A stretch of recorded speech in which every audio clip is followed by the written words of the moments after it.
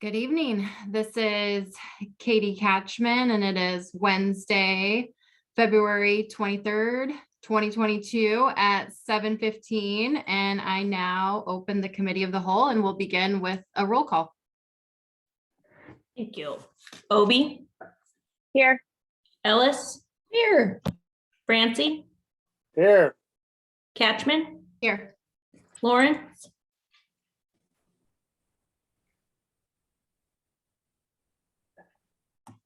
Here. thank you. Mackey, Here. Morrison, Here. Pericini, Here. Ross, Here. Shaw, Here. Taylor, Here. Shave. Here. Thank you.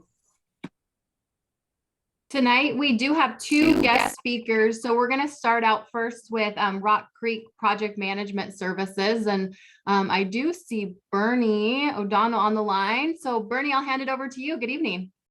Hey, everybody. Hopefully things are going great. If I can share my screen, I will do that. So this is about the Gateway Center project. And it's just an update. So you can see that screen there, everybody? Okay. So a quick update for where we're at on the progress of the project and all of the great things that we're working on.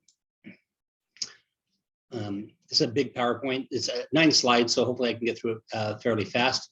And it's just a little touchy right now. Let's see here. So the fundamental thing, I think, what Norm McLaughlin and I are working on, we want people to know what the Gateway Center project is. That it is a resource center for business, for workforce training, and for community gatherings. So a lot of people refer to it as a visitor center. Yes, there'll be visitors, there'll be tourists that stop and use the restroom, may grab a cup of coffee, but its primary purpose is to be a business development, economic driving machine. It is about workforce training and also a place where the community can come together and have a sense of place here. It is a local community asset, no cost to the taxpayers, no construction debt when we're done, and the operating budget is self-sustaining. It pays its own way. It is a home to the economic community. It's community-focused programs that will include nonprofit and government agencies in there, all focused on driving business forward and helping the economy. It is a catalyst for a lot of economic development. So that's what we're focused on. It's also an iconic facility. It's right as you come across the bridge. There you go. It stands up out there, pride, a lot of community pride, prosperity, and investment. It's a signal of all of that goodness in the community. And so if anything tonight, hopefully you take away that it is about business, workforce training, and bringing people together in the community. So Norm McLaughlin's also online here. He's our capital campaign. He's a person. He is focused on bringing all the dollars together to move this project forward. So between Norm and I, our role, just for clarity, is I'm with Rock Project Management Services. We're the project managers for this project on behalf of the city, representing the city, moving the project forward, treating it as a real project, and pushing forward in an aggressive schedule with September of this year start date to break ground, hopefully. We're engaging with all of the stakeholders, hence why we're here tonight. Norm is working with the financing and funding, and he'll touch on that in a moment. And then concurrent with the financing and funding, we're working on tenant recruitment and getting a commitment by the tenants that are business-driven type tenants that will help foster growth in the economy locally, and also job training, which we know is really, really important. So where we're at in the process, we are working towards a September breaking ground standpoint. So you see we end in June where we start putting the bid packages together. So wrapping up in the middle to late February right now, we are refining the operating structure of the of the facility and how that works, what tenants are willing to sign up within the community, and then obtaining some initial interest in the project. So So obtaining the initial interest, so confirming the interest of project stakeholders and potential tenants. That's where we're at right now. It's right now, what we're trying to do is we've had a lot of great conversations with different groups. And now it's time to start peeling that onion, if you will, right? And so we're looking for no formal commitments at this point, but letters of interest as we refine the program, focus on business development and workforce training. So the ones that are rising to the top, and by the way, we've talked to probably over 50 different organizations that are local, regional, sister cities that are doing similar things and things like that. A lot of really, really good stuff happening. The Coastal Community Action Program is a potential facilities operator that we have been working to recruit. Greater Grays Harbor Inc. We've met with. I think everybody knows that they're a potential tenant. To what level of engagement we expect to get some letter of indication in the next 2 weeks on where their board is at what level of engagement that they will want to have in this project. But we feel that they will at least be a tenant. The United Way and Goodwill Industries, we've talked with both of them. They are having a session in late spring where they will talk about what is their engagement in this community and what can they bring, primarily, yes, potentially as a tenant for Gateway, but also what is their role in the community in workforce development. And so I know that there's a real sense in wanting to do something there in workforce development in the community. And so that's what they'll be meeting on. The City of Aberdeen Museum, I think everybody knows that they will probably more than likely have some engagement as an exhibit provider in the gallery, in the central gallery, and I'm going to refresh everybody on the floor plans too. And then Auburn School District, their CTE program, the what do you call it, career and technical education programs. We are focused on how can we bring in students for potential training and educational workforce, working with the different tenants on the cafe and the retail spaces that are inside the building. And then our Aberdeen is a potential exhibitor with the local artists in the area, and then their murals that they have. So had a great conversation today with them. So pretty excited about that too.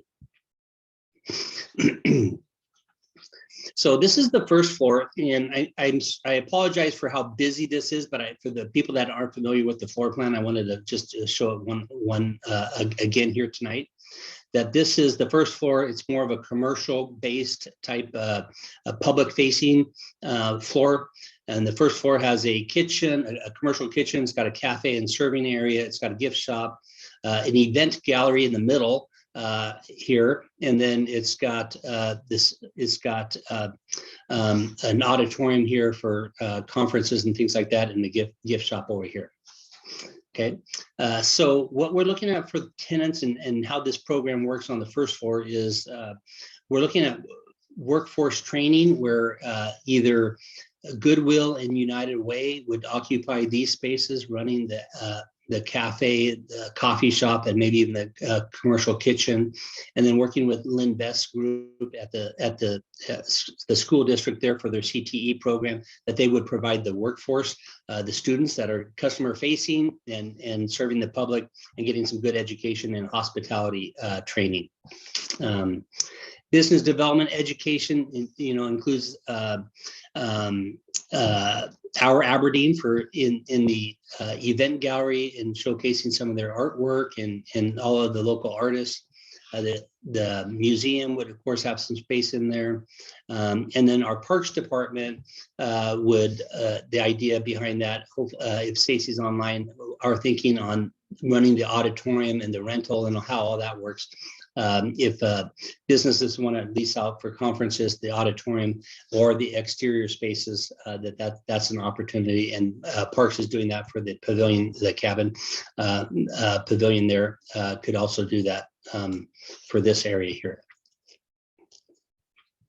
So that's the first floor. The second floor is all office spaces. So the potential tenants there are business focused, business development, business growth, and business retention. So that's what we're focused on. So of course, I talked about Greater Grays Harbor Inc., and this is that core business of driving, supporting local businesses. The other area right in the lower right-hand corner here would be a larger open space that might be available for business incubators, where somebody might be a home office, but they need better Wi-Fi and they want to get out of the office, but they're not big enough to actually have an office. That this is kind of like a WeWorks, but not a WeWorks. It's better than that. And we've met with some great people and toured these incubator type facilities where you can rent an office space or rent a touchdown space and have access to, conference room and printing and all that good stuff. So that's really what that is about, is the Business Incubator Center. And then of course, nonprofit organizations that are in the community would have access to renting some of these spaces also for tenants. Tenant use. So it's really, the second floor is about driving business and creating business opportunities for new businesses, smaller businesses that want to grow, and really making sure we're retaining existing businesses, and so organizations that are in support of local businesses and fostering all of that. So that's the first floor and the second floor. So the numbers, this is Norm, if you're in the house here, the project is just shy of 15 million. It's 14,766. Those are the costs. Based on the funding that we're seeking right now, we're a little bit above. The costs are 14.7. We're seeking 14.9 million. We're halfway there on our journey. And then the operating costs here, we think conservatively speaking, with tenant vacancies and things like that, we try to put in realistic numbers. $160,000 would be the operating revenue. The operating expense is 133 on an annual basis. So we'd be to the good by about 26,000 on an annual basis. That goes into the kitty for, the what ifs. Every 5 years, you're gonna maybe need to do some improvements and things like that. So we can talk about all that in greater detail. Norm, are you available to talk a little bit about the funding sources here and where we're at with that? Yes, and I think people will see that the state capital budget funding of $3 million that we were pursuing is not on the list. The capital budget came out early this week and we were not included. The only project that we saw was Westport for 300,000. The thing that I have to say is I want to thank Senator Wilson and Representative McIntyre and Representative Theringer for supporting this project. This has been the weakest time to make an application, and we, had their full support, but it didn't happen. But that's the way it works. You have to ask for things when you have the opportunity, and we did, and we were not successful. But we have other opportunities here that can fill the gaps. And that's why I had Lisa mentioned last week that the next opportunity is the RISE program with the Department of Agriculture. I spoke with the Department of Agriculture just today, and no one else in the state apparently is applying in for this grant this time. And so our odds are much better. And we have other things that we have not, put on this schedule because they're just developing. There's new legislation that's going to be passed this year in the Congress and in the House. And we're also working with private groups that might be able to have substantial investments in the project. So I'm not concerned about the fact that we didn't meet our first target. I'm very excited to continue on this path, and we're building a lot of momentum, and I'm very, positive about our successful operation here. But for clarity, can you tell them a little bit about RISE, because that I think that would be good, and what that stands for. It's a yes, it's for creating innovation centers in rural areas. Right now across the country, the rural areas are having a very difficult time because of what happened with COVID and other things in the economy.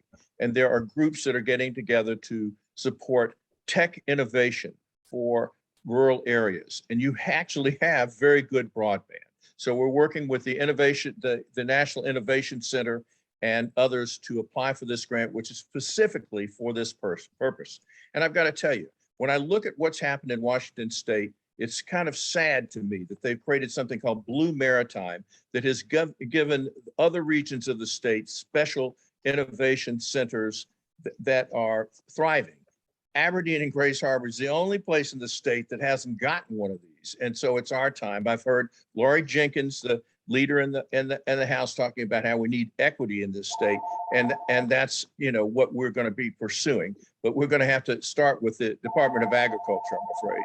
And I think that as we go through the process of applying for this grant, people will see, you know, what parts of the economy are booming. We know that construction has beat agriculture for the first time in a long time. We know that hospitality and retail need employees, and that there are young people that we could entice to stay here if they got the skills and the training that they need. And that's what this building is about. It's a symbolism of reorienting the rural economy of this area to be prosperous. And we see it's happening. We know the hospitality area is booming, and we need to bring it, and we have the broadband. So I feel very confident that we'll be able to attract the funding that we need to make this happen. Okay, so that's I know we dumped a lot of information on you all at once, and so that's the update on where we're at with the Gateway Center project. It is about business and workforce development, and in the good hands of Norm. And truly, there's billions of dollars out there right now in federal stimulus dollars that we are hoping to tap into. And with the good work that Norm is doing, we feel comfortable that achieving all of the dollars that we need to build it with zero debt and then be able to operate and maintain it is no cost to any of the tenants.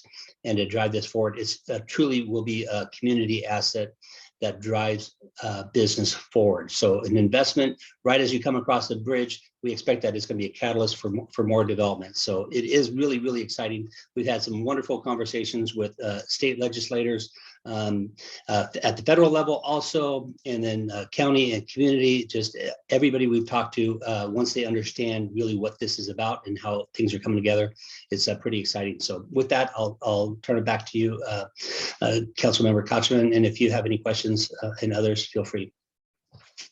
Bernie, Norm, thank you so much for the updates. You always pack a lot of information into about 15 minutes, so we really appreciate it. Were there any questions from the council?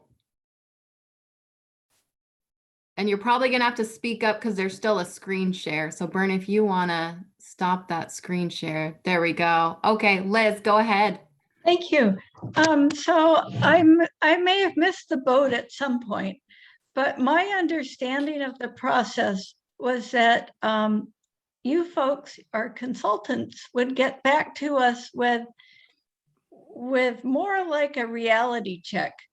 Okay, we've got the commitments, we've done the penciling out, we can demonstrate that this is going to work, and then come back to us and let us say, yes, go forward.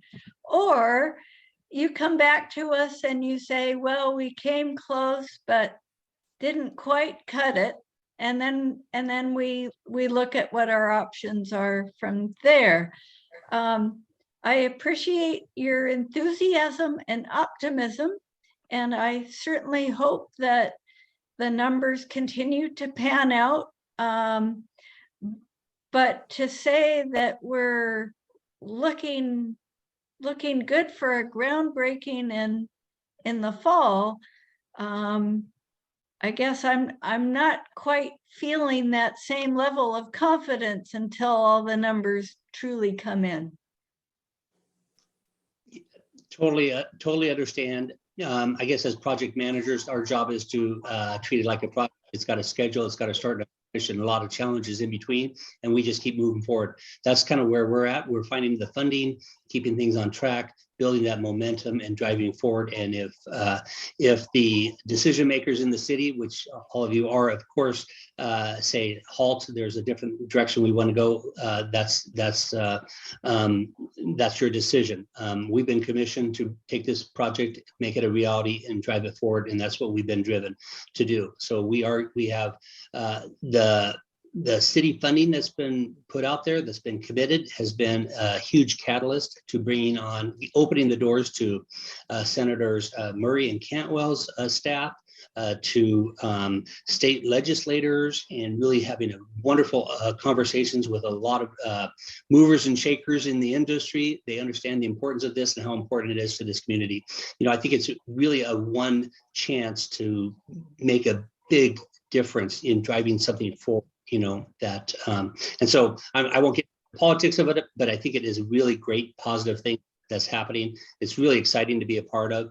Norm and I have had a lot of fun with it, and to see the energy that's behind it. It's very, very encouraging. So we're going to keep pushing. If there's a decision to move in a different direction, I hope not, because I think it's a wonderful, no-cost thing to the community. It's true asset to the community, and will be a huge benefit to the businesses that are currently thriving and want to thrive more, ones that are struggling that need some help, and other business owners that might be just starting up that need a helping. This is really a good thing for that. The other part is the schools in the hospitality industry and giving that training to Lynn Green's group there for the school district, and really moving things forward so that the workforce, the new workforce coming, the generations will have that training and can open up their businesses in hospitality and retail right here in this local community. So that's really what we're focused on, and we'll just keep pushing forward.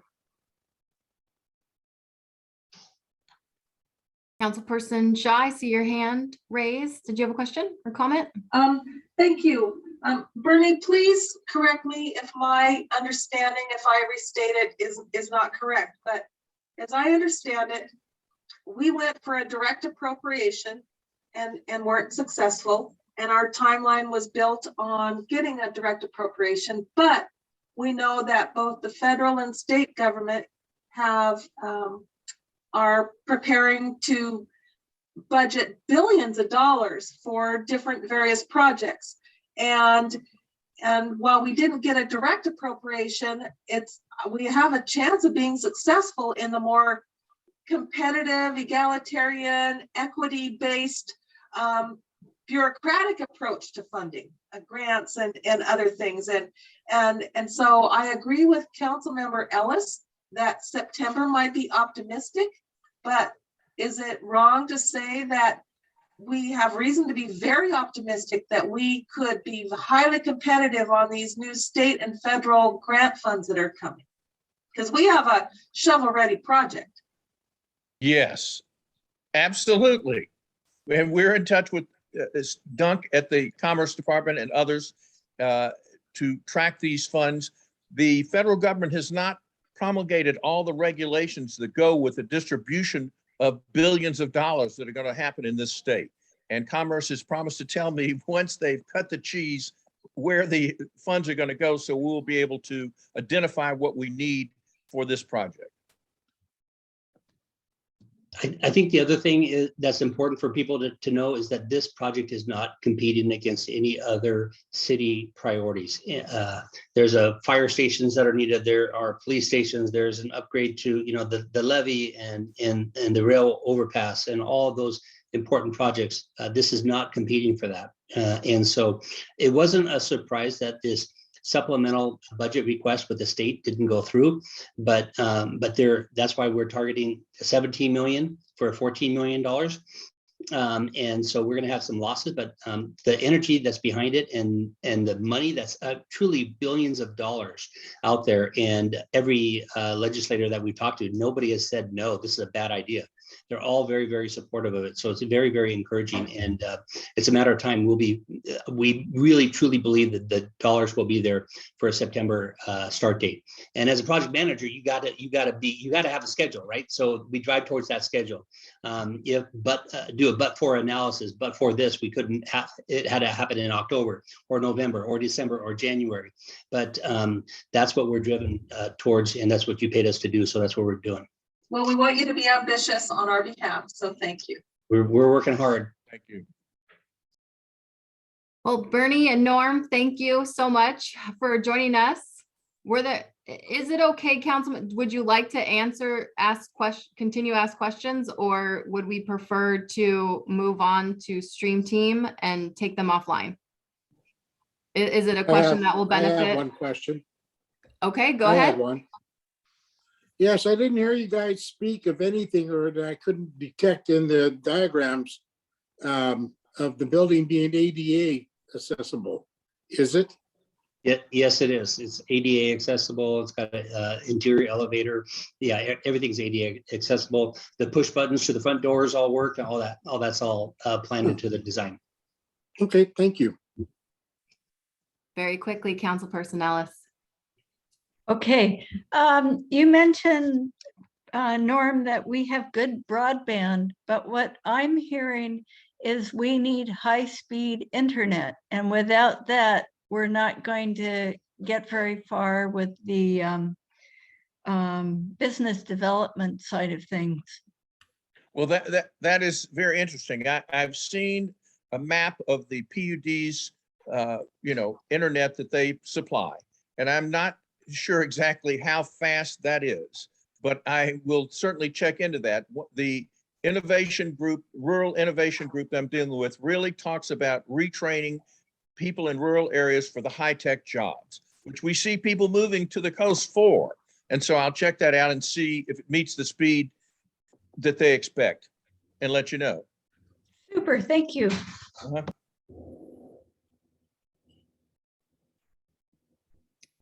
All right, see no more waving hands around from council. I'll thank you both for the update tonight. Thank you. Thank you very much. Thanks again. All right, and next up we have one more presentation. It's gonna be about 10 minutes, I understand. Alexa Brown is joining us to give an update on Stream Team. Go ahead, Alexa. Hello, thank you so much for having me this evening. I really appreciate your time and all of your support. The Grays Harbor Stream Team has been around since 2009, and all of you have supported the Stream Team to allow us to work with the City of Aberdeen and work with the City of Aberdeen staff. So thank you all so much. Can you all see my screen perfectly? Yes, it's Okay. showing it might be your view that it's showing, but we can work with it. Let's see if we can switch that around. Is that better? Perfect. So the Stream Team's mission is to enhance and protect the natural waterways of the Lower Chehalis watershed through community action and education. The Stream Team's vision is an active and engaged local community dedicated to vibrant and healthy streams, rivers, and estuaries to sustain salmon and shellfish. And our history is that after the Chehalis Basin Management Plan was released in 2004, it indicated that we needed to educate and involve local community members in protecting and enhancing our ecosystems. So the Stream Team originated in 2009 to fulfill that need as a coalition of students, educators, citizen volunteers, local agencies, and nonprofit organizations dedicated to the protection and restoration of streams that flow through Grays Harbor. So our original partner organizations were the Chehalis Basin Partnership, the Chehalis River Basin Land Trust, Grays Harbor County, Grays Harbor Audubon Society, and the Grays Harbor Historical Seaport. So the Stream Team has pulled together a steering committee of the representatives from our partner organizations to steer our work and ensure that our work is reflecting the needs of the community.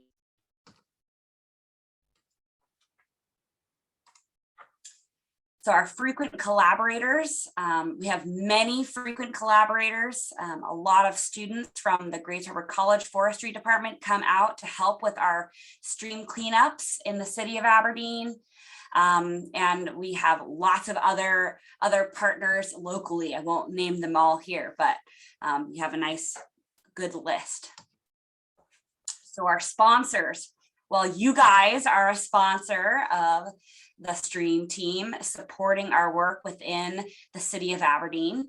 The Grays Harbor County Marine Resource Committee is also a sponsor, as well as the Chehalis Basin Fisheries Task Force, Grays Harbor Community Foundation, Mount Olympus Brewing, Chehalis Basin Partnership and lead entity, and the Gung Ho Garden. So those are all of our sponsors. So the Grays Harbor Stream Team has been working with the city of Aberdeen on stream cleanups for the past, I don't even know, like 6 years or so. My predecessor, as well as their predecessor, worked with the city of Aberdeen on stream cleanups. But I am including just the numbers from the 2 years that the city of Aberdeen has funded the Stream Team. So in 2020, we had 3 events, and we made 105 volunteer hours with 35 volunteers, and we removed around 1,649 pounds of trash from Fry, Alder, and Wilson Creeks. And then in 2021, we also had 3 more events and collected another 90 volunteer hours. And it's so wonderful to see our community come out during our volunteer work parties and get into our streams and learn more about our local streams and have a great appreciation for those streams. And we had 1 planting event at the Grays Harbor PUD along Fry Creek, and we put 443 plants in the ground there alongside the stream, kind of in an area that was bare of large vegetation. So it was a really cool to partner with the Grays Harbor PUD to do that planting. So here are some examples of what our garbage removals look like, and I invite you guys all to come out for our next cleanup that'll be in a couple of months. So you guys are always all welcome to come out. It's a lot of fun to connect with community members, to connect with college students and the youth in our community. I know Liz has come out a couple times, so thank you so much for doing that.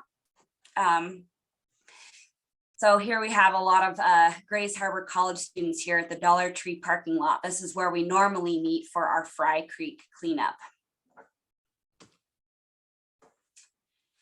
So with the funding from the city of Aberdeen, we have started education within the city at our Miller Junior High, McDermott Elementary, Stevens Elementary, AJ West.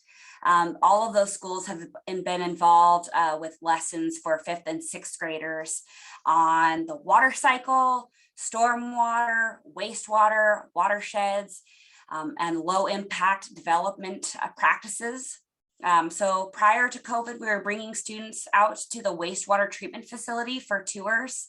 Of course, COVID put a kibosh on that for right now, but I've just recently been able to get back into classrooms, which has been really exciting.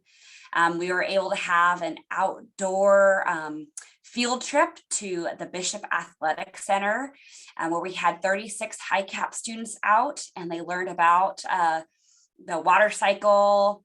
They got to do a really fun interactive game out there. They got to pull Scotch broom, and they just had a fabulous time out there. So we're going to be doing a couple more of those field trips this year as well. So our presentations in 2020 and 2021 were, fairly low, but we did reach a good amount of youth. But we are hoping in 2022 that we get to increase these presentations and be in the classroom more, since we're starting to open up after the COVID restrictions. So our education events, this is kind of what some of our events looked like. When students came out to the Bishop Athletic Center, they got to use these interactive watershed models where they got to put different types of pollution on the watershed model and see how it traveled through the watershed, and take note of how we can implement low impact development things in our watershed to decrease the impacts of pollution.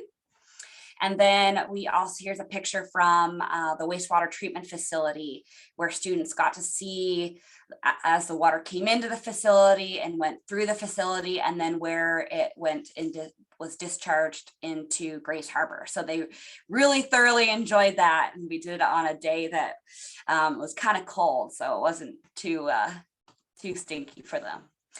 So through the COVID lockdowns, we did do some virtual education with students on stormwater and wastewater, which were a lot of fun.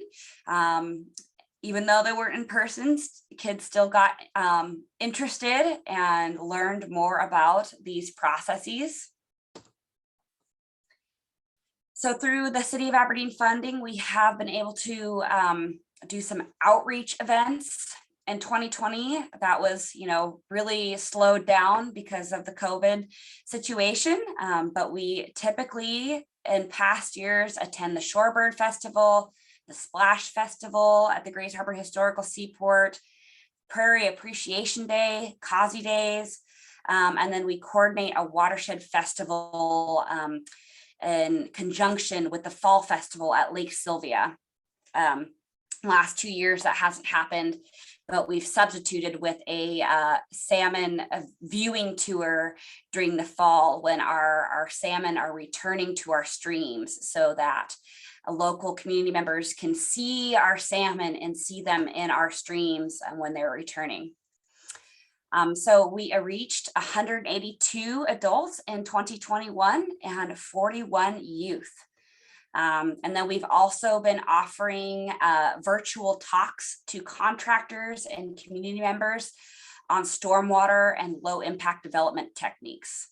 And we've been posting links to these talks on our website and on Facebook and sharing them with community members. We just had a recent talk from an individual from the city of Olympia, and they went over all the low impact development techniques. And it was a lot of fun to see those techniques in practice and how we can help contractors and community members implement those techniques within the city. So some of you may have been seeing these storm drain markers throughout the city. Stream team volunteers have been active in implementing these and installing them throughout the city.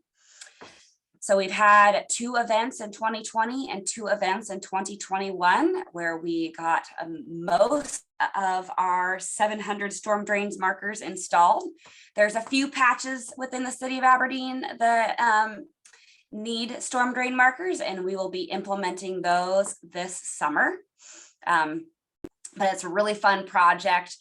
It really helps remind community members that our water going down our storm drains goes straight out to Grays Harbor, so that things like oil and grease don't get dumped down those storm drains. So we also created these great door hangers to implement throughout the city. So this year, once kind of COVID risks are reduced, we'll be having volunteers put these around the city on doorknobs. So that'll be really exciting to see those out. And they are English on the front side and then Spanish on the back side. And they just talk all about how to reduce storm water pollution. So what's coming up?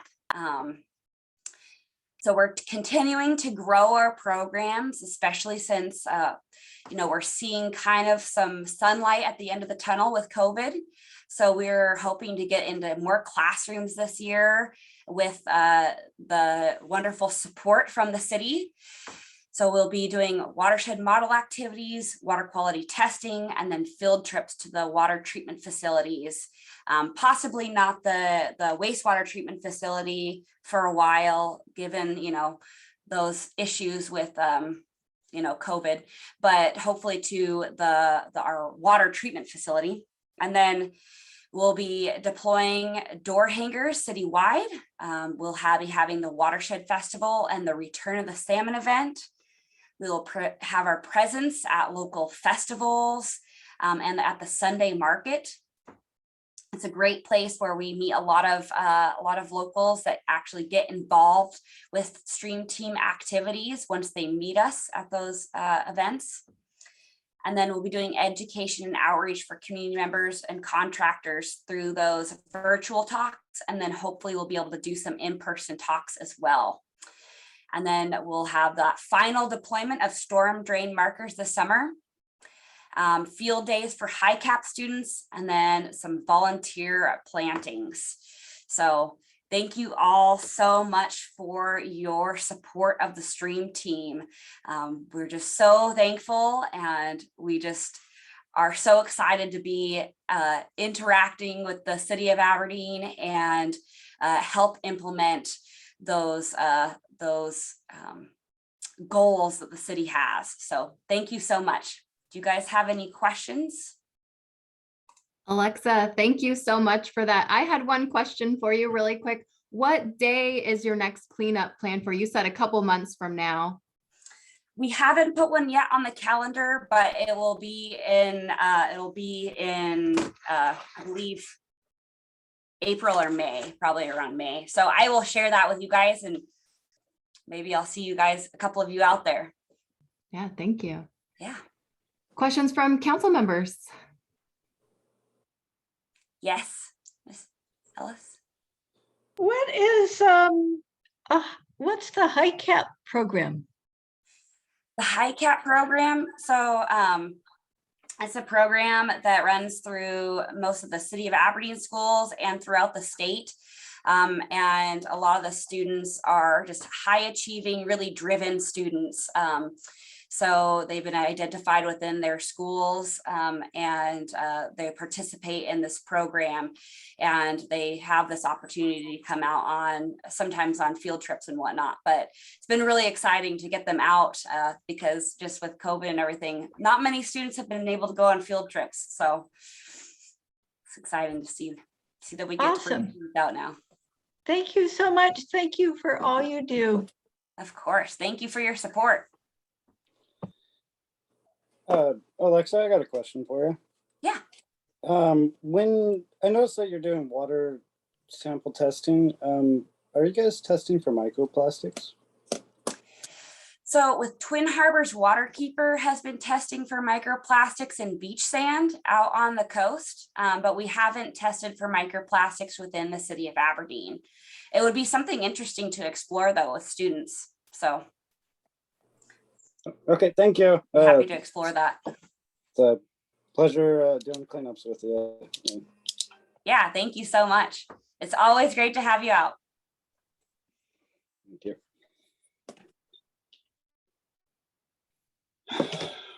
All right, I don't see any other burning questions for you tonight, Alexa, so I appreciate you coming and updating the council. Of course, thank you all so much for having me. Thanks. All right, folks, that gets us through our guest speakers for tonight. So let's move on to department head updates. Are there any updates from department heads tonight? I see Director Scott up first. Go ahead. Thank you, Council President Catchman, City Council and Mayor.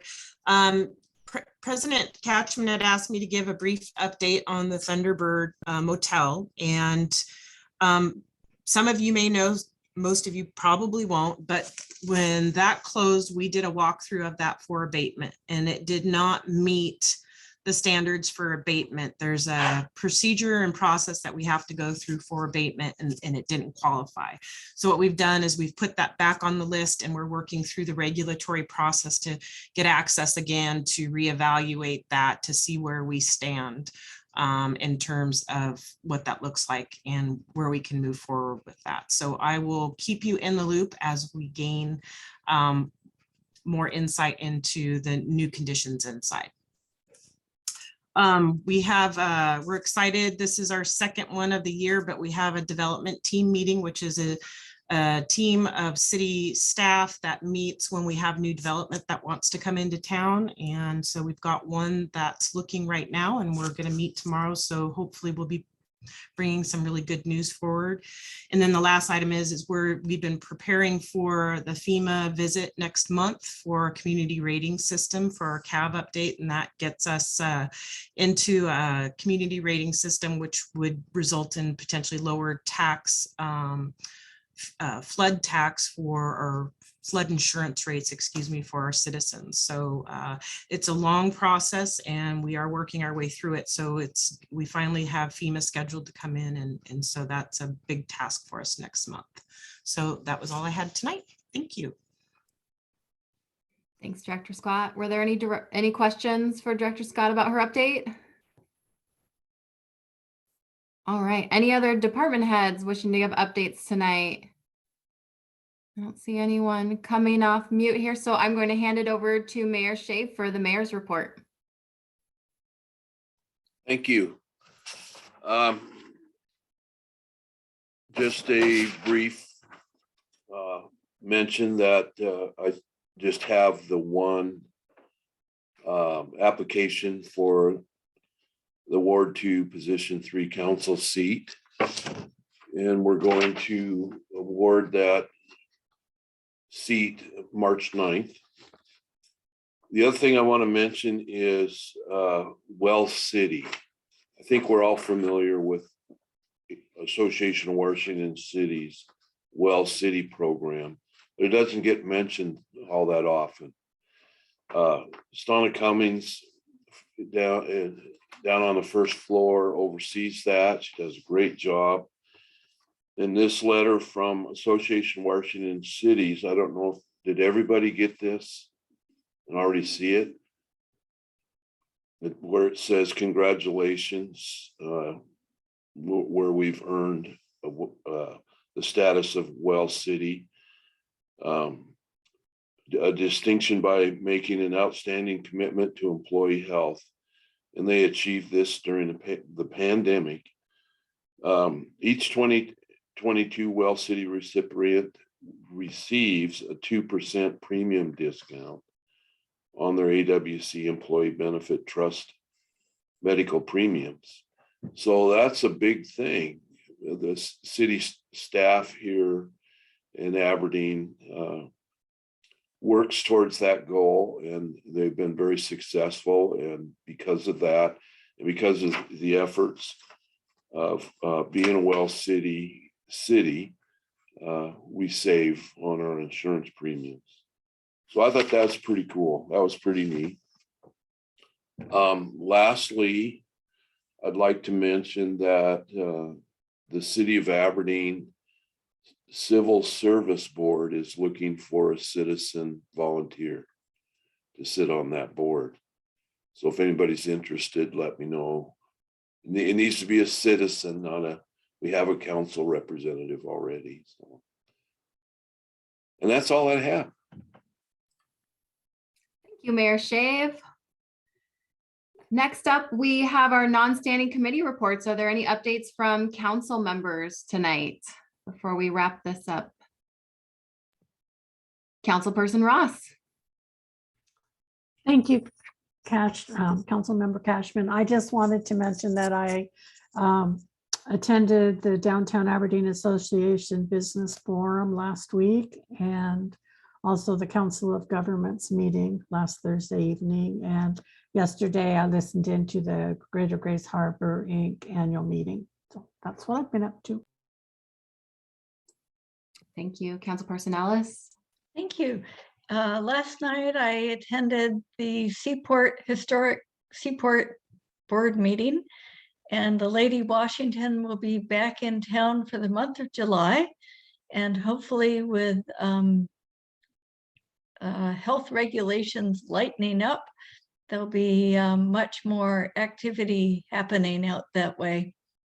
Thank you. Thank you.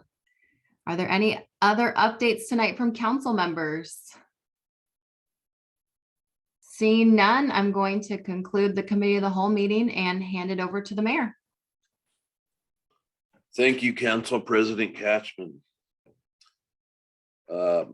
This is Mayor Shave. It's Wednesday, February 23rd, 2022 at 8:04 p.m. And I call the Aberdeen City Council meeting to order. Public comments and public hearing comments are included during the Zoom video meetings. The public was notified that if they wish to speak during the meeting, an email be sent to the city clerk at aberdeenwa.gov and indicate if they would like to speak or have the clerk read the comments. If they desire to comment, they will be called on during the meeting and allowed to speak for 3 minutes. All written comments have been provided to the city council members and will be read into the record up to the 3-minute time limit. Deputy City Clerk, will you please take a roll call? Yes. Obi, Here. Ellis. Here. Francie, Here. Catchman, Here. Lawrence, Here. Mackey, Here. Morrison, Here. Pericini, Here. Ross, Here. Shaw, Here. Taylor. Mr. Taylor. Here. Thank you. Shave. Here. Thank you. Mayor Shave, Council President Catchman. I move that we approve the minutes from the previous meeting. Thank you. Is there a second? Second, Ellis. Thank you. Motion was made and seconded to approve the minutes of the previous meeting. Is there any discussion? Seeing none, all in favor say aye. Aye. Aye. Aye. Any opposed? Motion carries. Are there any additions or deletions to the agenda? Mayor Shave, Council President Catchman. I would make a motion to add an announcement of the vacant Ward 2 position as a special agenda item with no action to be taken. Okay. Is there a second to add that? I'll second. Motion been made and seconded to add that to the agenda. Is there any discussion? Seeing none, all in favor say aye. Aye. Aye. Aye. Any opposed? Motion carries. Next item is public comments. Are there any public comments to be read? We have 4 public comments, 3 to be read, and 1 requested to speak. Okay, Public comment number 1, submitted by Tara Meredith, Ward 4, Aberdeen. Who all has applied for the vacant council seat? Didn't a previous candidate who almost won the seat submit a letter of intent pretty quickly? David Gaken should be appointed to this position without question. Public comment number 2. Dear Mr. Shave and council members, I was listening to the last council meeting you had and wasn't too impressed that the county or whoever used taxpayers' money to purchase porta potties for downtown. What I am totally disgusted by is that you have now made a literal pit stop for crime right under the bridge across the street from my place of work, which that location wasn't even discussed in your last meeting. Please let me remind of what we saw within the first hour of your bathroom being there. After 10 minutes, somebody pulls up and starts stripping a car as like it was stolen. After 30 minutes, this pink-haired tweaker was dragging 4 different dudes in and out of that bathroom. So many different cars pulled up at different times. Who knows what was actually happening? Within that hour of that porta potty being there, you have promoted all sorts of different crimes to happen across the street from where I work. Next thing you know, my car is going to get broken into and or vandalized. I can tell you one thing, neither I or the homeless will be paying for it. Get your literal expletive out from under the bridge and put it somewhere else. Submitted by Kyle Dahlstrom, who resides in Elma. Public comment number 3. This is submitted by Debbie Hodgkin. I'm sure most of you are familiar with the saying, in doing the same thing over and over again and expecting a different result is the definition of insanity. Excuse me, just a minute, sorry. Sadly, I feel that's what's happening in Aberdeen, and residents and businesses are increasing, feeling hopeless and insane from the lack of adequate foresight and planning. 3 years ago, when we found out a homeless camp was being established across the street from our business, I contacted Eric Larson and shared my concerns for my business and other businesses that would be located by the camp. Unfortunately, my concerns fell on deaf ears, and the camp was located right by our business. I'm sure you're all aware of the problems the businesses have had. I don't need to list them here. One by one, the businesses were forced to move out of the building where we had our business because of the problems we were having. We were the last to leave. Our rent and expenses more than tripled when we moved. Our rent was less than half what we're paying now, and all utilities were included in our rent. 2 months ago, we paid more than $1,000 for heating oil. Yesterday, we paid over $1,200. What does not include our electrical expenses, which are $70 a month, and water and sewer, which is an additional $140 a month. All in all, we are currently having to pay 4 times what we pay downtown. The camp by our business was closed yesterday. I have to be honest and say that was a huge relief to me, as I'm sure it is to everyone who has lived and done business by the camp. The people living in the camp were advised where they could reside in town.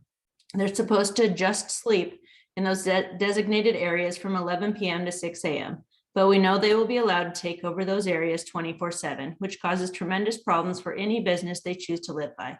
My heart goes out to those businesses. I know what they will face because we dealt with it for 3 years. The police do not enforce Aberdeen's sit and lie ordinance, and any business in the area where they choose to congregate will deal with the negative consequences daily. Many of you have visited the camp. In the 3 years our business has been located by the camp, we've never had anyone from the city of Aberdeen or the homeless advocacy groups contact us and ask how we're doing and if we're having any problems. To me, that's a very big, we do not care about you. At this point, if you're not sure what to do, please allow me to make a win-win suggestion that would be good for those in need of a place to reside, their advocates, and Aberdeen's residences and businesses. It's the same suggestion I made to Eric Larson 3 years ago. Purchase a piece of land outside of downtown Aberdeen. 2, lease the land to the homeless advocates only if those advocates are willing to be responsible for the daily care of the camp and follow and enforce the city's basic rules. 3, if anyone living at the camp violates those rules, they'll be asked to leave, at which point they cannot come back and live in the streets of Aberdeen. 4, if the rules are broken by the advocates, the camp will be permanently closed. At that point, it's their sole responsibility to figure out how to house or camp outside of Aberdeen. The population they advocate for, many of the advocates do not live in Aberdeen. 5, if anyone residing in the camp breaks the law, arrest them. Criminal behavior should never be tolerated. That leads to chaos.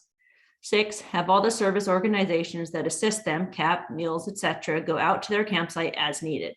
These organizations are receiving governmental funds to assist them. And that is the end of our 3 minutes. Again, that was submitted by Debbie Hodgkin. And our 4th public comment is a request by Morgan Brookins to speak. Let me see if Morgan is here and transfer her over.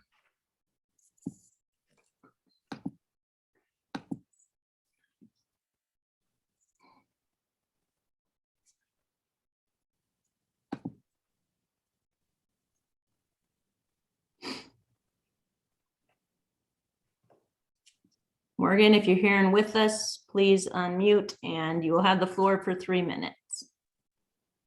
Hi. Thank you. Hi, Olivia. I'm kind of busy right now. I'm residing in neighboring Pacific County.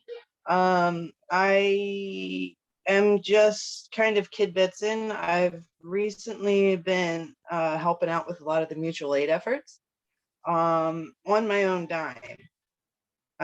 Just because I see the issue and I don't know how to better contribute as just a random Joe Schmo from the public.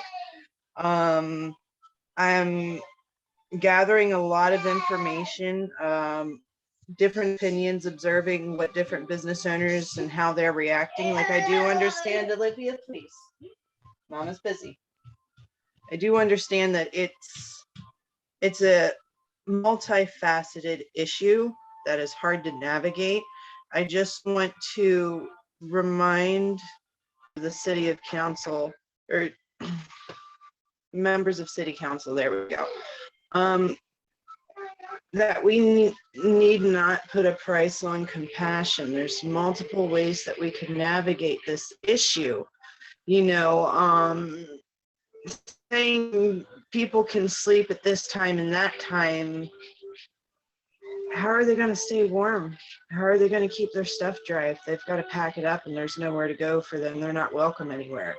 It's a multi-layered issue. I understand that. Just remember that humanity belongs to every single one of us. Every man, woman, and child that ever is, was, or will be. Just because somebody's an addict doesn't mean they deserve to die due to elements. That's all I've got to say. I commend you for navigating this issue as best as you can. Just don't forget they're people too. That's all. Thank you, Morgan. And that is all of our public comments for tonight. Thank you. Next item on the agenda is Finance Committee Chair Report, Liz Ellis. Thank you, Mayor. Finance Committee met about 6 p.m. tonight. And we have 2 reports on the agenda. The first one is a recommendation that we authorize the execution of the contract with Young Glove and Coker PLLC for the purpose of having a substitute prosecutor available to the city. Our Committee legal Chair Ellis, we forgot the I'm giving voucher. I'm giving my report. Oh, it sounded like you were preparing a motion. I'm sorry. I'm sorry. I'm I very may sorry be for interrupting. being too winded, but I was, just giving a bit of background. I apologize. That's okay. So our legal team is very short-staffed. Our city prosecutor basically can't take vacation, can't be sick without we need someone who can back him up. And our legal counsel that we have, the consultants aren't able to pick this up. So the staff looked into who would be available to provide this service and came up with this legal team who does work for the city of McCleary, I think. And to hire them is within budget and does not meet the $30,000 threshold required to solicit for competitive bids. So if we vote for this tonight, that'll get us the backup we need for our staff. The other item pertains to updating our security software by purchasing Microsoft Outlook 365 and Cookie AI. That will do a lot to protect our city from intrusive cyber hacking. This was a recommendation from staff. It was well researched. It's a lot of money, but that money comes from the general fund that we have. And heck, if we get hacked, that can be truly very expensive and very damaging to city data and staff resources. The other thing upgrading does, which will be ever so helpful, is that it allows us to manage our public information requests and just streamline a lot of those systems. So moving on to the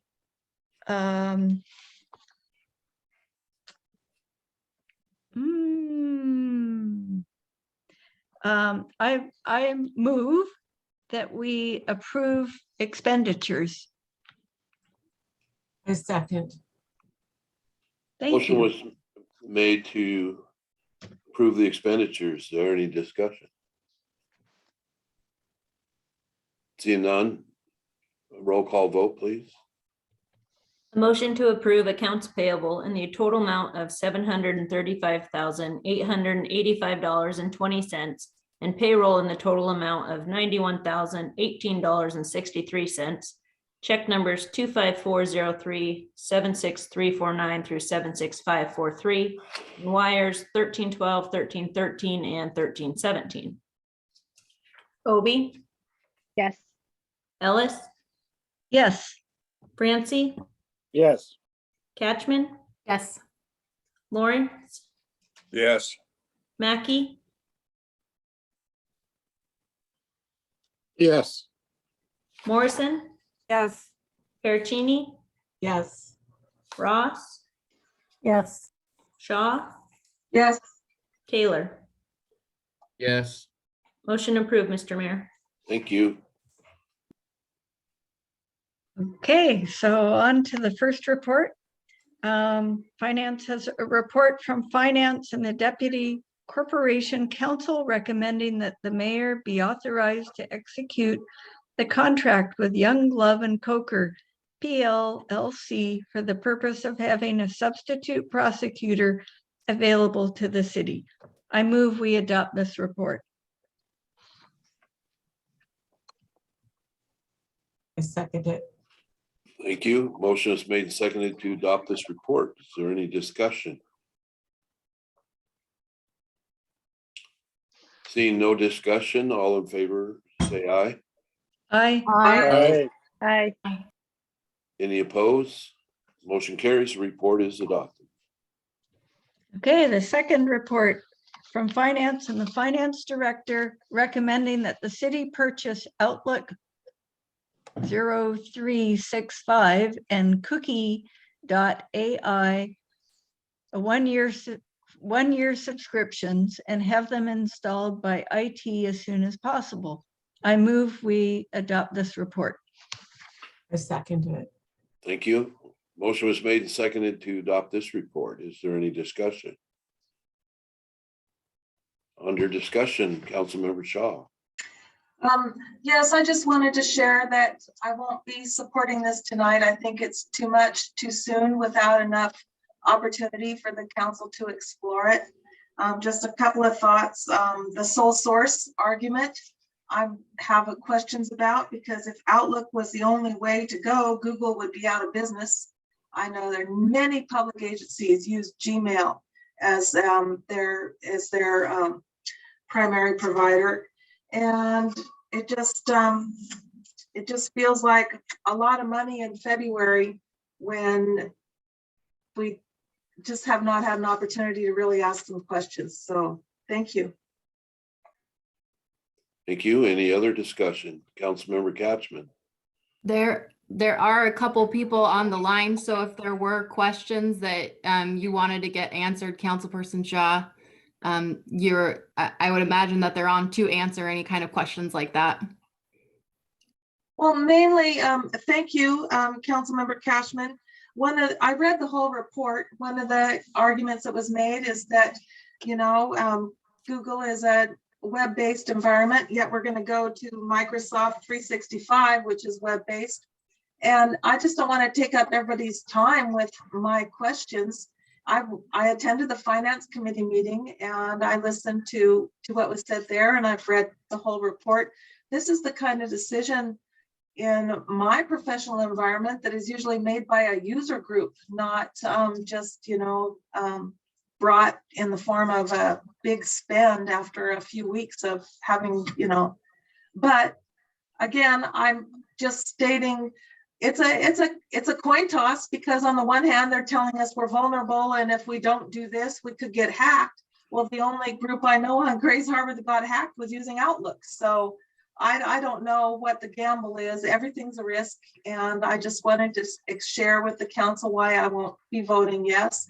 And I don't know what harm would happen if we didn't, have some sort of user group that really explored what our needs are and what we're really doing. That's it. But I'm not looking to take up everybody's time tonight and put any consultant on the spot with questions that I didn't have a chance to ask. So thanks. there any other discussion or questions for Adam Johnson or Ross Lamke? Seeing none, all in favor, say aye.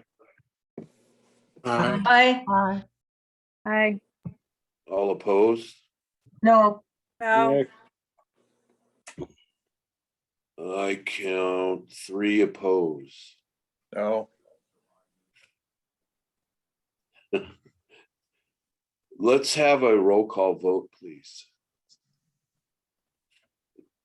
It's Roll extra, call. extra hard on Zoom to distinguish. Roll call vote for the purchase of Outlook 365 and Cookie AI. Obi, Yes. Ellis, Yes. Francie, No. Catchman, Yes. Lauren, no, Mackey, Yes. Morrison, No. Piercini, Yes. Ross, Yes. Shaw, no, Taylor. No. That's 6-5, Mr. Mayor, in favor. Thank you. The report is adopted. Thank you. And that's it from finance for tonight. Thank you. Public Works Committee Chair Report, Shaw. thank you, Mayor. We have a light agenda from Public Works tonight. You'll be glad to hear. Let me bring my screen over here so that I'm not gazing off into the distance. I apologize. Tonight from Public Works, we have under reports and communications, a report from the Public Works and the Public Works Director recommending that the mayor be authorized to sign an agreement with Murray, Smith and Associates Incorporated to complete the construction management services of the downtown Aberdeen Revitalization Traffic Improvement Project, also known as the Roundabout. I move we adopt this report. Second. Motion was made and seconded to adopt this report. Is there any discussion? Seeing none, all in favor say aye. Aye. Aye. Any opposed? Nay. Motion carries. The report is adopted. Thank you. Item number 2 under reports and communications is a report from Public Works and the Public Works Director recommending that the City Council pass a resolution setting the date of March 9, 2022 for a public hearing for the 2022 Stormwater Management Plan, also known as SWAMP. I move we adopt this report. Second. Motion was made and seconded to adopt this report. Is there any discussion? Hearing none, all in favor say aye. Aye. Aye. Aye. Any opposed? Motion carries. The report is adopted. Well, thank you, Mayor. With adoption of that report, we would bring forward a resolution setting the date for a public hearing on the 2022 Stormwater Management Plan. I don't have the resolution number, but the hearing would be March 9th. I move we approve this resolution. Second. Thank you. Motion is made and seconded to approve the resolution, set the date for March 9th for a public hearing. Any discussion? Seeing none, all in favor say aye. Aye. Aye. Aye. Any opposed?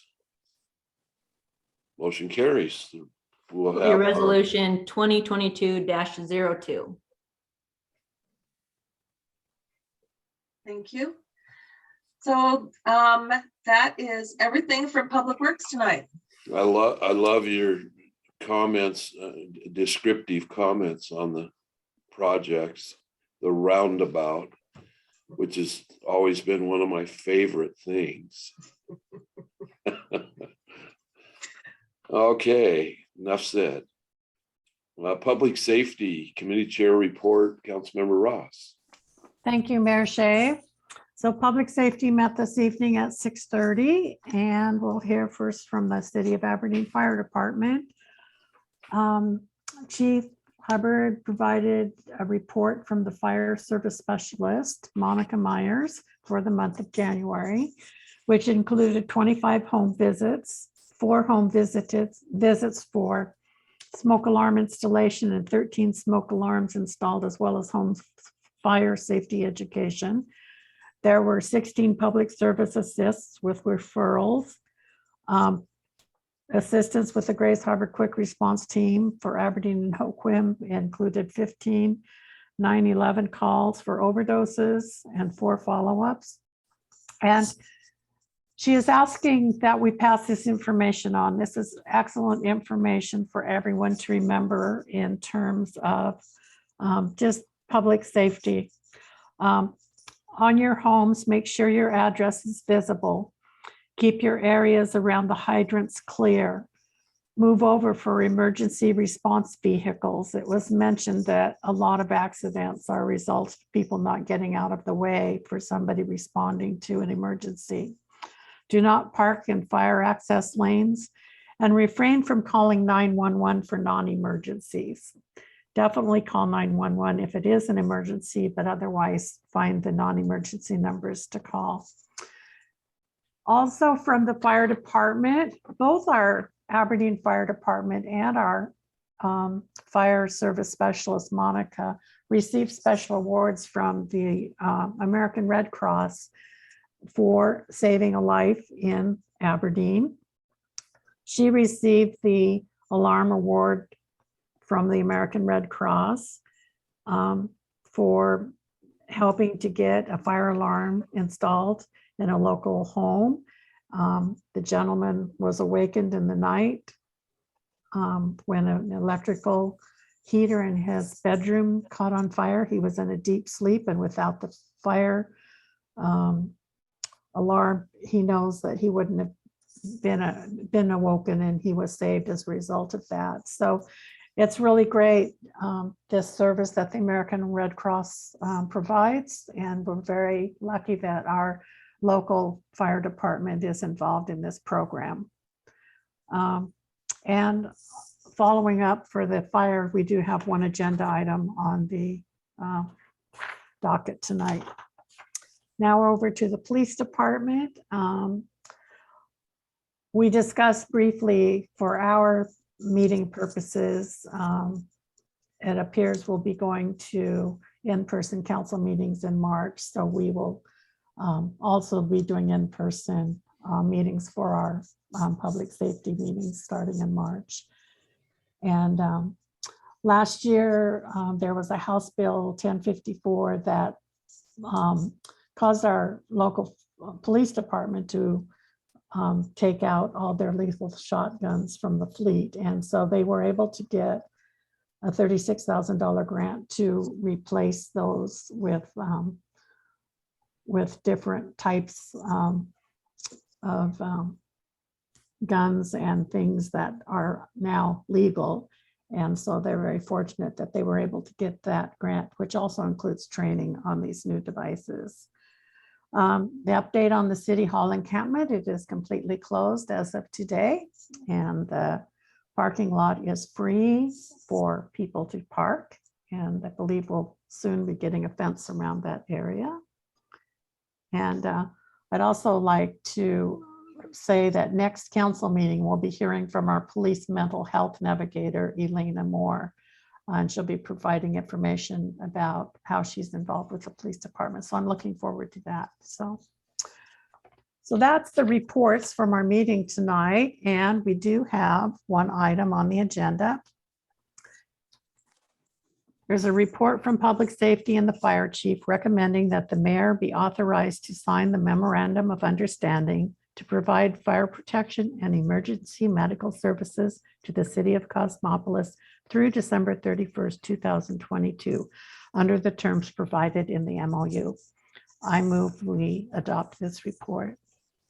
Second. Motion was made and seconded to adopt this report. Is there any discussion?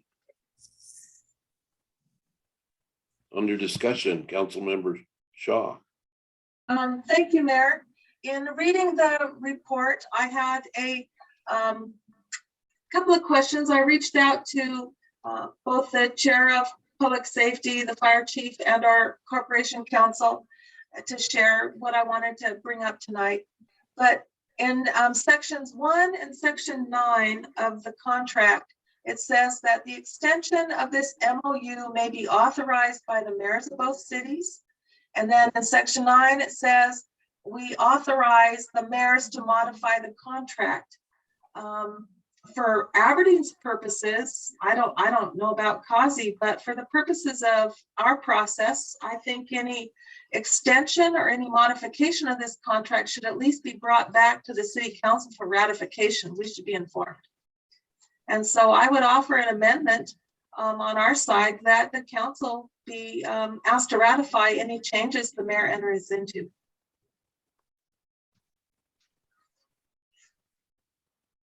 We did discuss this in our meeting this evening. We do know that the city of Cosmopolis is looking forward to getting their own program back in place. But they needed something in the meantime. So the one thing that this does provide is it's giving the city of Aberdeen some compensation for responding to incidents in Cosmopolis. And we also realized that probably in 2 or 3 months, we'd be needing to look at this again and probably bring it back to the council. So, but the contract doesn't say that. It just is a contract I through understand. 2022 that authorizes the mayor to extend it or the mayor to modify it. And I would just hope that this council would have an understanding with our mayor that if he enters into any such discussions that we're going to be in the loop. Councilmember Shaw, I don't have any objection at all to amending that. This was brought about because there was originally the MOUs that we had were presented because of an emergency situation. What we're doing here is if they're going to continue, if Cosmopolis is going to continue to request our services, then we're going to charge them for it. And basically that's where this MOU comes in. But I have no objection whatsoever to bringing it to the council if there was any changes made in this document. So my question for our legal counsel was, without, changing the contract, how do we have an understanding in our city that if our mayor enters into any discussions that our council is going to be in the loop? How do we make that happen? Because I know that you're not going to, I mean, I know you want us to be in the loop, but I was just caught by the phrase in the contract that the mayor has sole authority to decide whether or not, to extend it or modify it. Is this a question you're asking? Well, I reached out to our legal counsel and I didn't hear back, but I see that we have legal counsel on the call, although it's not Hillary. So I'm just looking for guidance on how to make sure that that 9 months from now, when everybody forgets that, Lisa Marshall, welcome to our council meeting. Thank you. I know you're here filling in for Hillary I because am. she's on vacation. She is taking a very well needed vacation. I apologize. I'm not able to answer the question because I don't have the background, but I will commit to having Hillary and I get back in touch with you with an answer as soon as we can. One concern I have is that this has already been signed by both the mayors, correct? Right. And we're just ratifying it. So how do we go about making an amendment to a document that's already been signed? If the document has been signed, there's really not much you can do to amend it at this point. Except that, as Chief Hubbard indicated, we'll probably be revisiting this in a couple of months anyway, depending on what happens in the city of Cosmopolis. Yeah. Debbie Perricini, you wanted to say something? I don't think we should sign anything for a year. At the last city council meeting in Causey, the firefighters went there with the intent of mediation with their mayor, and he said that's not going to happen. I have a problem with this because our system is already overloaded. This is why we tried to unite with Hope'Whem, because we're spreading our own firefighters very thin. And I would not even agree to that without a mediation guarantee and proof that there's mediation between the mayor and the very people who lay their lives on the line. So this is just my opinion, and I would go month to month until they can mediate. It has to be mediated. It has to be settled. We don't have a year. So that's it. Councilmember Shaw. So I don't disagree with the council feedback, that the dilemma is we can't legislate for Cosmopolis. We can only legislate for ourselves, and our mayor has already signed this. I'm just trying to make sure that should this agreement be changed in any way, that we're in the loop next time. And it sounds like we might need to revisit this. So I'm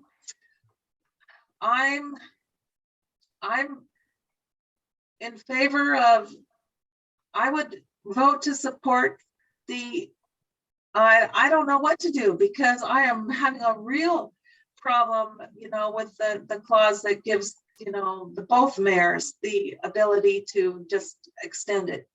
The legislative report is not signed. Oh, the report that I saw had you both your signatures. The contract was signed. You entered into a contract The without our permission.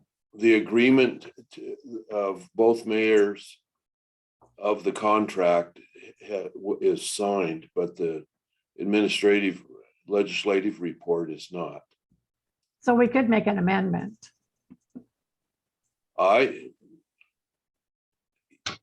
Yeah, and then it'll have to be agreed to by Cosmopolis, but I think that's pretty simple. The worst case issue here is something I've studied a lot because I've had concerns the same as Councilmember Perricini about the workload on our firefighters. And that's been a huge concern. But the nightmare of it all is, let me be real, is if Aberdeen got a call for help and couldn't respond or wouldn't respond because they weren't authorized to, and something devastating resulted from it, it would be hard for me, it would be hard for our firefighters to live with that. It's a tough situation. I totally agree. This really puts us in a bind, but I'm completely acceptable to making this contract have to come before a city council should anything come up with it. Councilmember Catchman. I have a fair amount of concerns with this. I think that there might be some unintended consequences. I'm sure it's definitely going to impact bargaining. I think we have some increased risk because we have a fire chief that will be acting as fire chief for 3 different cities, and he's the fire chief of Aberdeen. So I think that puts some increased risk on the city of Aberdeen from that standpoint. And finally, I think it's fair to say that Chief Hubbard is not going to be around forever, and it's going to make it that much more difficult when he steps away to find the next chief and somebody to take that on. So I have a lot of concerns. I understand the situation that Aberdeen is in. And once again, it's like Aberdeen is being asked to fix everybody else's problems. And it's an impossible situation. Thank you. Councilmember Ellis. Thank you, Mayor. My understanding is that you can sign contracts up to 50,000 without council approval. So there's that. I'm also concerned about our fire department staff being stretched really thin. But as I read through that contract, it's written such that it authorizes our folks to help in Cosmopolis if and only if they're able to. So if they're out on calls, if they don't have enough staff, they don't have to if they really can't.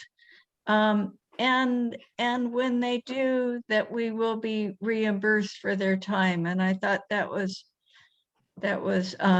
reasonable. But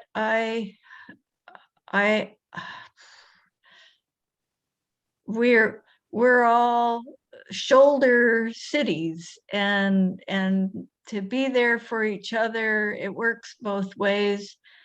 And if there's some help we can give them while they don't have a functioning fire department, I think that's something that we should do when we can. It's really gonna put them in a bind for sure. And I think that's why there's going to be continued talks about how to move forward with this. I just want to be clear. I just want to be clear that I am not objecting to the contract. I am not objecting to helping Cosmopolis. I just want to make certain that as we figure out our new relationships, going forward, whether as these departments redefine themselves, that the council's not left out of the loop. And right now, the way it's written, we are. Well, I would accept that amendment that you suggested. You were talking in paragraph 9 under modification, where it says. Paragraphs 1 and number 9. Okay, let me go back to number 1. And I appreciate the mayor. Thank you for understanding what I'm trying to say.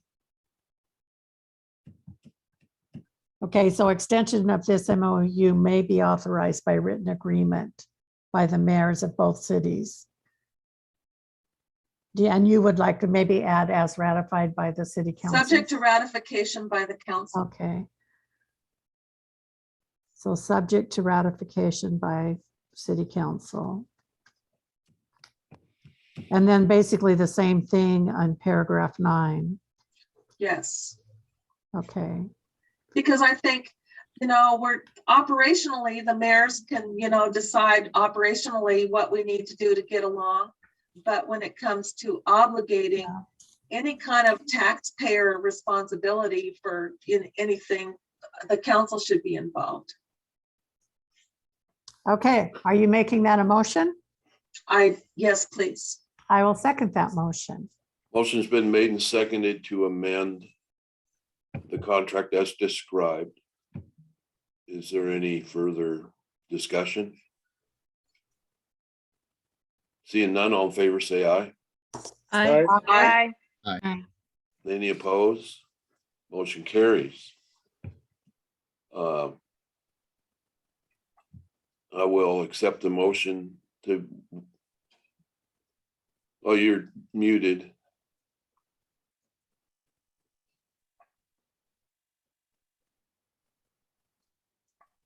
I'm sorry, that was a mistake. Anyway, I will make a motion to approve the report as amended.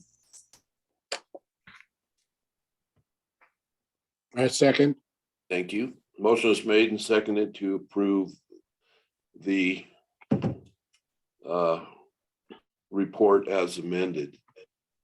Is there any further discussion? Seeing none, all in favor, say aye. Aye. Aye. Any opposed? Motion carries. The report is adopted. Thank you. And that's it for public safety. Thank you. I'm moving along. There's no special agenda items, so I'll move down to city council comments. There was an added item. Oh, I'm sorry. Councilmember Catchman had an addition. Councilmember Catchman. Did. I was just going to give an announcement, and no action is required. Tiesa Meskis, representing Ward 2, Position 3, gave resignation effective January 12th, 2022. All interested voters from Ward 2 should provide letters of interest along with a resume to Mayor Shave by Friday, March 4th, 2022, to allow City Council to review and make a selection for a qualified person to fill the vacant position. Please provide letters of interest to Mayor Shave by U.S. mail at 200 East Market Street, Aberdeen, or via email to mayor@aberdeenwa.gov. Very good. Thank you. Okay, moving on to city council comment period. Anyone on the council? Councilmember Ross. I just like to briefly mention that we're having our first ad hoc committee tomorrow evening regarding fireworks in the city of Aberdeen. And this came up at a council meeting, I believe in July or August, about discussing our policies. And if anybody has any input, feel free to send me an email and let me know your thoughts or how some of your constituents may feel. And that's it. Thank you. Thank you. Anyone else? Councilmember Catchman. I was just going.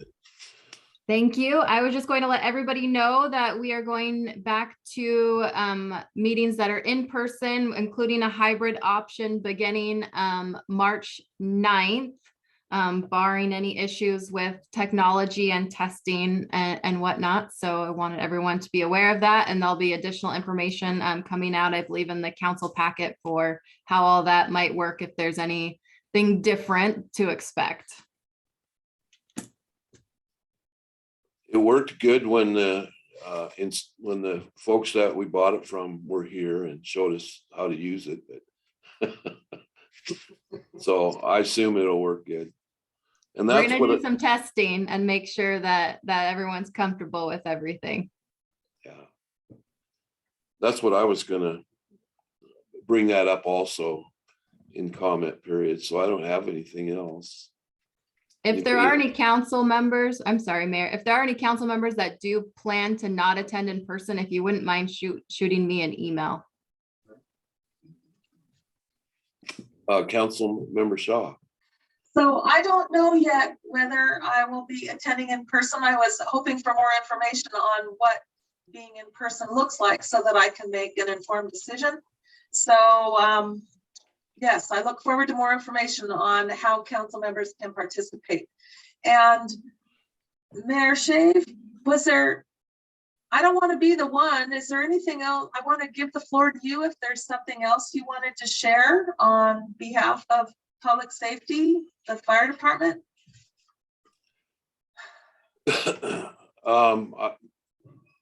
Regarding the letter I sent everybody. Yes, were you gonna talk about the letter you sent out today? Well, I haven't had a chance to see if that's okay.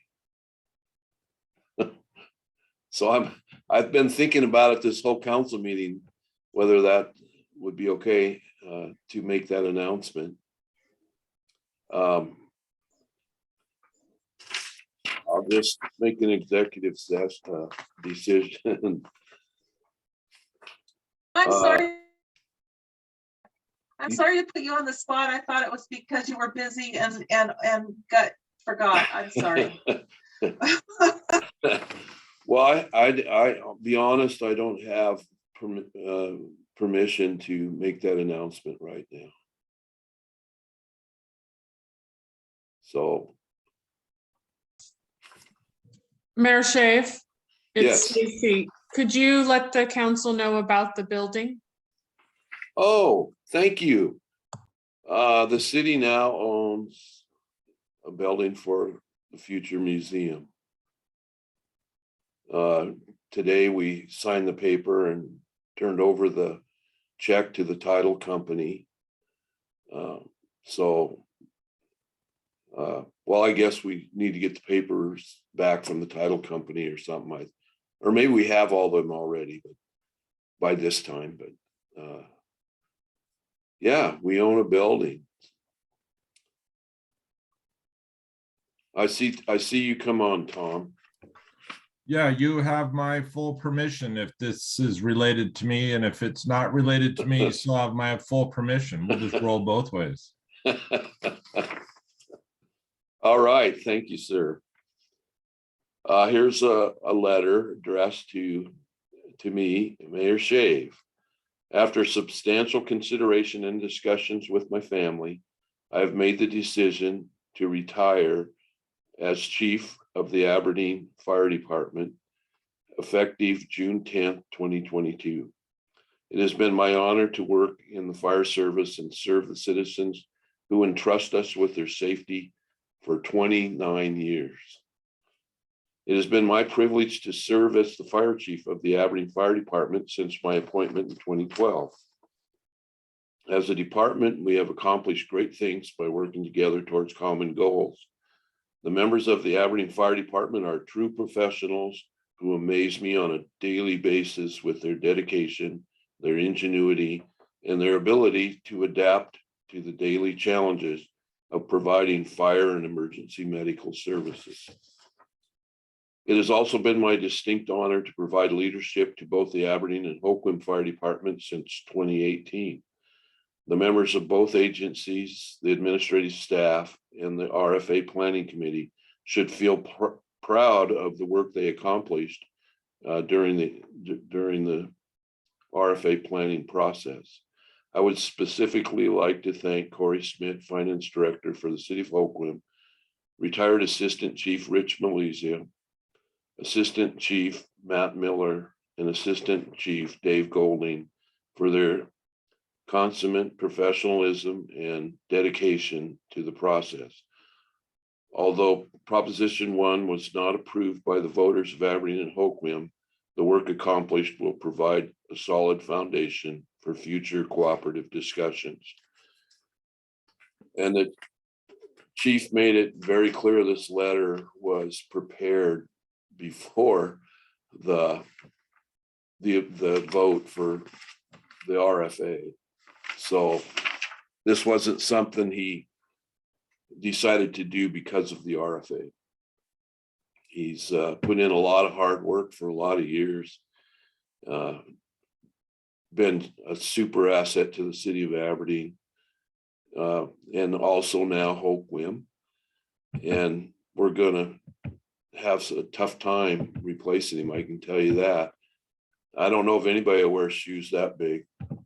So we really want to thank you, Tom, and we know you're going to be here till into June yet, but by golly, it's hard even thinking about it. But you've been a good fire chief. Anybody on the council? Councilmember Ross? I just wanted to say I was very saddened when I saw this letter from Chief Hubbard, but I'm also excited for him. You've been wonderful and it's been a pleasure to work with you. So good luck in your retirement. And having just retired myself, it's not all bad. Anyone else? Councilmember Perricini. I just want to thank you, Mayor Pete, for all your hard work, getting that camp cleaned out. I know that you've been under a lot of pressure and taking blame for something that you didn't create yourself. I would like to hope that we can start enforcing some of our laws, the ordinances. I do know that while they were cleaning, I have family that helps people in treatment. And they went down personally to talk to every one of these people and offered them a way out of their lifestyle. Each one said, no, thank you. And that said a lot to me. They have places that they can take them for treatment or health, anything that they would have needed. They offered them, and each one prefers not to get the help. And so we need to really enforce the laws, that nobody gets to break the law every day just because they don't want help. I only would ask of other people what I would ask of myself and of my children. But thank you so much, Mayor, for all your hard work. I really appreciate you. Thank you. Anyone else? I just wanted to bounce off of what Debbie said. Thank you. It's good that the tassel is cleaned up. That's been an ongoing nightmare for a while, but I think this is a good opportunity to remind everybody that it didn't really go anywhere. It's just down the street now over by the Boeing building. And the city has now furnished them with a toilet. They have no incentive to leave that spot now, and it's going to be a nightmare for the businesses down there. We need to start enforcing the ordinances. And I'd really like to see the homeless ad hoc committee get together. I don't know if you guys are still meeting or what the plan is, but we need to have some serious discussions. Not just, moving them from one spot of town to another, tucked under the bridge or whatever. We need to come up with solutions because this is not tenable. That's all. Thank you. Thank you. Anyone else? Councilmember Shaw. Well, I just want to make sure we end on a note of thanking Chief Hubbard. We got lots of opportunity between now and June to do that, but thank you, Chief. I hope you know how much you are appreciated. Absolutely. Thank you. Thank you. And we're going to keep pushing hard on whatever it's going to look like. The RFA funding mechanism seemed to not be what people wanted, but there's things that we can look at, and we're already reaching out to Brian Snur, and we're having some brainstorming sessions, and Kazi may be part of the mix now. And so I've already reached out to Camus Washougal that did the contracting for 13 years, and now they're going to do the RFA because it is truly the correct way to go. But they started with contracting. Maybe we'll look at that and see if that is something that we can prove to the people this is better for your firefighters and better for you. So we're not done. I won't be coasting the last 6 months, so we'll keep it going. Chief, one of the things that I brought up numerous times, and when I was on the radio and asked questions about RFA, is the cost. And I said, it was never promised to be cheaper. It's promised to save our fire departments. And if it fails, those costs still have to be paid for. And so it's still not going to save taxpayers money, because the fire department, as I've made it clear in my comments about it many times, this is designed to save the fire departments. They're on an unsustainable course. And in order to keep them sustainable, they're going to have to be increases in some of the costs. So. Right. And I'll finish with this because Lisa and I have been talking. We have the completed fire station site design and feasibility study that's been completed, but just with COVID and everything. So we're going to get with the architects and then schedule a workshop Wednesday with council president for them to give an hour-long presentation on 2 brand new fire stations. And if I recall right, the total price tag is about $50 million. The sites have not been located yet. We've got preferred sites, but the city doesn't own them. And so that ties into sort of what the funding mechanism for the Gateway project is, putting some horsepower against getting funding. But this is all part of in what poor shape the fire facilities are. these stations are, you'd almost say they're dig ready.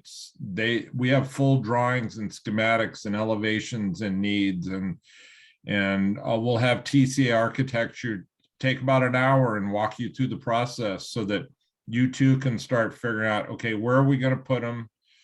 How are we going to fund it? And what's the timeline? And if I'm not here, I will tell you that you need your South Side Fire Station first.